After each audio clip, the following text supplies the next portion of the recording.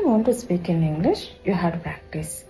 ඔයාට කතා කරන්න ඕනේ නම් English practice කරන්න. එහෙනම් අපි බලමු කොතනින්ද මේක පටන් ගන්න කියලා. කතා කරන්න කිව්වට අපිට පටන් ගන්න how to start නේද? අපි දන්නේ නැහැ කොතනින්ද පටන් ගන්න කියලා.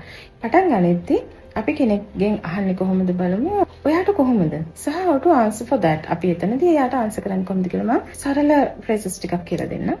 ඔයා දන්න කෙනෙක්ට නම් ඔයාට කතා කරන්න පුළුවන් hi කියලා නේද? hi how's it going? සහ ඔයා නොදන්න කෙනෙක් එක්ක කතා කරනවා නම් අපි එයාට එක්ක කතා කරද්දී අපි hello කියලා කියනවා නේද? hello how are your things? බලමු අපි මෙතනදී අපේ time duration එක අපි උදේ කාලයකදී නම් අපි hi good morning how's it going නේද? සහ දවල්ක සහ evening අපි evening වගේ කියනවා hi good evening නේද? ඒ විදිහට වගේ time duration එක අනුව එතනදී පටන් අරගෙන good morning good evening කියලා පටන් අරගෙන කතා කරන්න පුළුවන්. එහෙනම් බලමු මෙතනදී කොහොමද කියලා අහන්න phrases කීපයක් මම ඔයාලට කියලා දෙන්නම් අද. hi how's it going? normally ඔයාලා දන්නේ අපි සාමාන්‍යයෙන් ඉතින් දායිනම් කියන්නේ how are you? ඔහොමනේ නේද? don't use those phrases නේද? දැන් අපිට new phrases තියෙනවානේ. එතකොට first one is how's it going? next how are your things? next what I can know how are your feelings? What's up? How have you been? How do you do? How about you? Like, just like අපිට මේ විදිහට phrases ගණනාවක් තියෙනවා. මම හිතන්නේ කීපයක් වාට අද කියලා දුන්නේ. Next අපි බලමු let's see what are the answers.